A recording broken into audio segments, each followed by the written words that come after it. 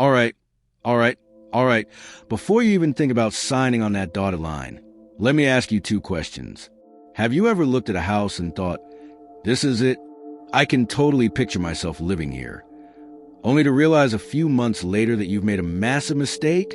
Or have you ever caught yourself getting all hyped about home ownership, then panic sets in because you realize, maybe, just maybe, you don't really know what you're doing? Yeah, we've all been there. And guess what? It's normal to be a little freaked out. But here's the thing. Home ownership doesn't have to be a guessing game. In fact, it shouldn't be. So if you're a first-time home buyer, or even if you're just considering it, you're in the right place. Today, we're diving into the top mistakes first-time buyers make and how to avoid them. Trust me, you don't want to get caught in these traps. So, if you're about to jump into the real estate pool, let's make sure you're not diving in blindfolded. Mistake number 1. Falling in love with a house before the numbers add up. Now, I know this one's tempting. You've been scrolling through listings for weeks, maybe months. You've done your online research. You've seen dozens of homes, and you're finally standing in that one place that just clicks. You can already see yourself sipping coffee on the porch, hosting dinner parties, and living the dream. But here's the problem. Your emotions are in the driver's seat and logic is stuck in the back seat somewhere. I get it. It's easy to fall in love with a home when everything looks perfect. But here's where things can go sideways. You've got to do the math first before you even think about offering. You see, homes can be a lot more expensive than what you expect. Sure, the monthly mortgage might look good on paper, but what about property taxes? What about maintenance? Can you afford the utility bills in a 3,000 square foot house when you're used to a tiny apartment? Let me tell you about a friend of mine who, in the rush of excitement, ended up buying a dream home, only to realize a few months later that the taxes alone were more than his old rent. He was in a panic, and trust me, you don't want to find yourself in that position. Do yourself a favor before you get emotionally attached. Sit down, crunch the numbers, factor in your monthly mortgage, property taxes, insurance, utilities, and even unexpected repairs. If you can't comfortably afford it, don't ignore that gut feeling. The dream home can wait. Your financial peace of mind can't. Mistake number 2, not shopping around for a mortgage. All right, here's another common mistake, and this one's a biggie, not shopping around for a mortgage. I can hear some of you thinking, but isn't a mortgage just a mortgage? Nope, not at all. Here's the deal. Lenders are like restaurants.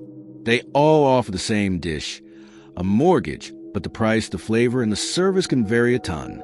Some lenders will give you great terms, while others are going to hit you with crazy high interest rates that'll have you paying more than you should for years and years. I once spoke to someone who went with the first lender that seemed easy enough, and, well, they ended up paying tens of thousands of dollars extra over the life of the loan because they didn't take the time to shop around. My advice? Get quotes from at least 3 lenders. Compare interest rates, fees, and loan terms. A small difference in interest can make a huge difference in the long run. It's totally worth spending that extra time. Thousands of dollars could be on the line. Mistake number 3, underestimating hidden costs. All right, I know you're probably thinking, I've got my mortgage, insurance, and utilities covered, I'm good, right? Wrong. If you're not budgeting for hidden costs, you're in for a surprise. Let's talk about things like property taxes. Some areas have sky-high property taxes, and you don't want to find out after you buy that your monthly payment just doubled. Or, let's talk about homeowners association fees. You know, those lovely little fees you pay for community upkeep. But sometimes they're more like a second mortgage. Then there's maintenance. Oh, and repairs. Like, your new furnace breaks down or your roof needs replacing. You didn't plan for that, did you? A friend of mine bought a lovely home in a great neighborhood, but she didn't account for how much the landscaping and maintenance would cost.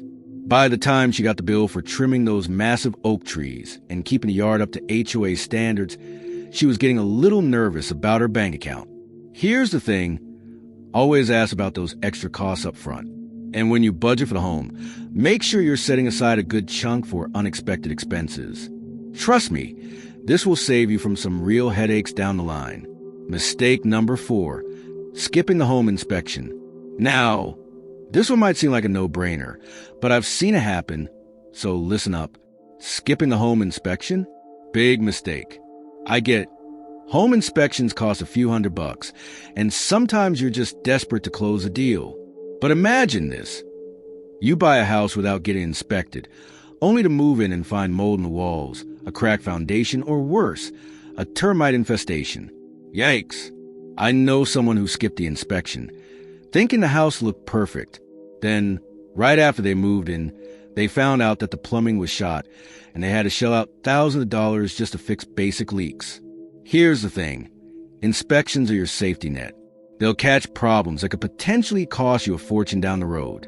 Plus, if an issue is found, you can either walk away or negotiate with the seller to fix it before you buy. It's worth every penny.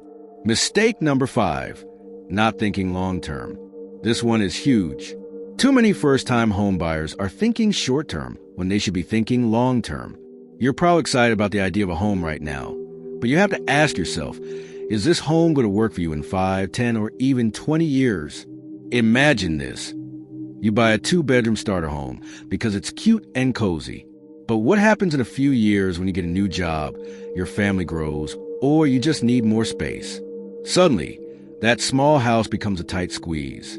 Another mistake people make is buying a neighborhood that feels right today. But what about tomorrow? Are there schools nearby for your future kids? Is this area going to hold its value? You need to think about how your life will change in the coming years.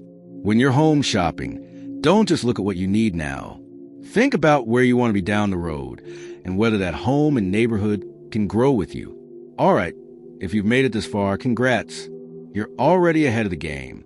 Remember, buying a home is a huge decision, and it's not one to rush into. Do your homework, take your time, and avoid those common mistakes. If you don't want to make the same mistakes as other first-time buyers, make sure to subscribe, hit that bell icon, and get more tips on how to make smart, informed decisions. You've got this.